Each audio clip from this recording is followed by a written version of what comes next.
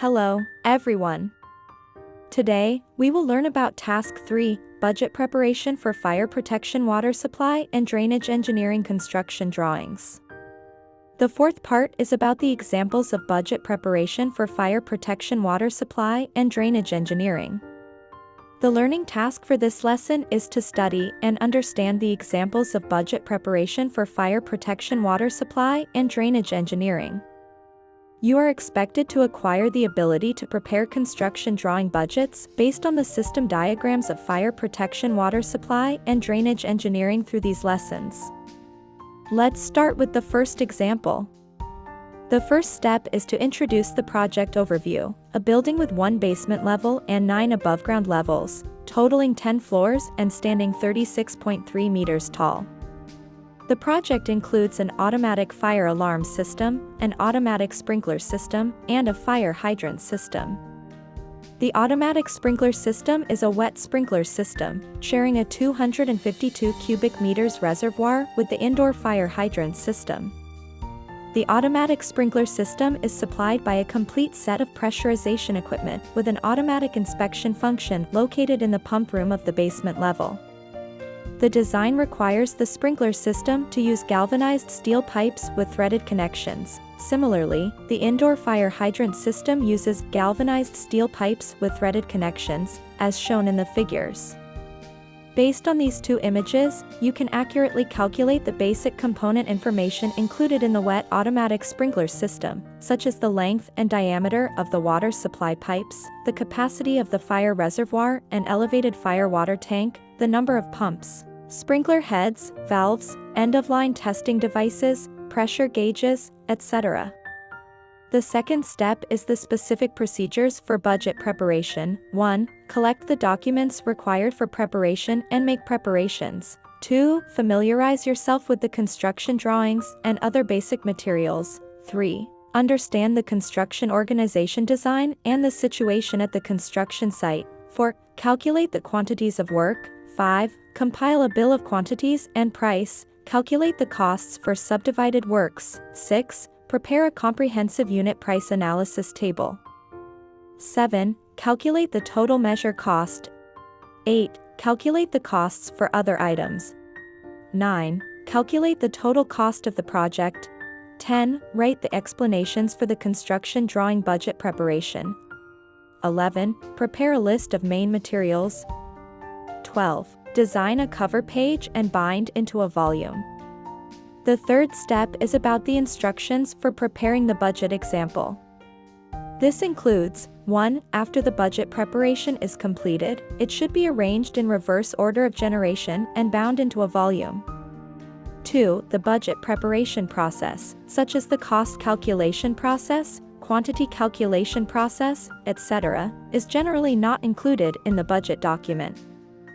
3. For projects with large quantities and involving many specialties, the construction drawing budget generally requires the preparation of a main material list, and some may also need to conduct material work analysis and 2 calculations comparison. 4. After the construction drawing budget preparation is completed, it needs to be reviewed by relevant departments. The knowledge about the review of construction drawing budgets will be introduced in detail in the next lesson. Through the study of the first example, I believe you have gained a certain understanding of the process of construction drawing budget preparation. Next, let's look at the second example together. Similarly, the first is the project introduction. The right figure shows the fire protection automatic sprinkler system diagram for a warehouse. The system uses no-ceiling DN15 water sprinklers, with safety signal valves and flow indicators installed on the water pipes, and safety signal master valves and wet alarm valves installed at the bottom of the risers. The automatic sprinkler system uses galvanized steel pipes, and the pipe network is flushed with water before installing sprinklers. The system uses a single-stage centrifugal pump to directly draw water from the courtyard's fire water supply network and is equipped with a set of DN100 above-ground fire pump adapters. The system end has a test device to check the system water pressure. A schematic diagram of the system is provided. The first step is to divide the construction projects. According to the Unified Standard for Construction Quality Acceptance of Building Engineering, GB 50300-2013, the quality acceptance of building engineering should be divided into unit, subunit, projects, divisional, subdivisional, projects, sub-projects, and inspection lots for quality acceptance. The principles for dividing unit projects are: 1. Buildings and structures that have independent construction conditions and can perform independent functions are considered as one unit project. 2. For larger-scale unit projects, parts that can perform independent functions may be considered as a subunit project. The principles for dividing divisional projects are: 1. The division of divisional projects should be determined by professional nature and building parts. 2. When divisional projects are large or complex, they can be divided into several subdivisional projects according to material types, construction characteristics, construction procedures, professional systems, and categories.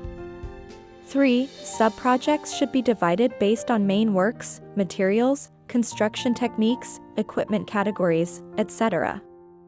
Taking the construction of a school as an example, a school is the construction project. A teaching building is a single project. Civil engineering, heating, electricity, etc. belong to unit projects. Main bodywork, door and window projects, roof projects, etc. belong to divisional projects. Interior walls, exterior walls, etc. are sub-projects. Therefore, in this case, the automatic sprinkler system belongs to a unit project. The second step is to calculate the quantity of work for the automatic sprinkler system's bill of quantities, including calculating the quantities and listing the bill of quantities table. The third step is to apply the quota rates. We can see that the automatic sprinkler system in this case involves different diameters of galvanized steel pipes for water spraying, different diameters of automatic sprinkler system network flushing, sprinkler heads, wet alarms, flow indicators, end-of-line testing devices, safety valves, flange valves, pump adapters, and the quota application for fire pumps. You can complete the quota application by referring to the relevant standards learned in Task 2. The fourth step is to calculate the direct costs, and the fifth step is the project cost, including various charges for project cost and project cost calculation. Finally, the budget preparation explanation is provided. That concludes our lesson for today.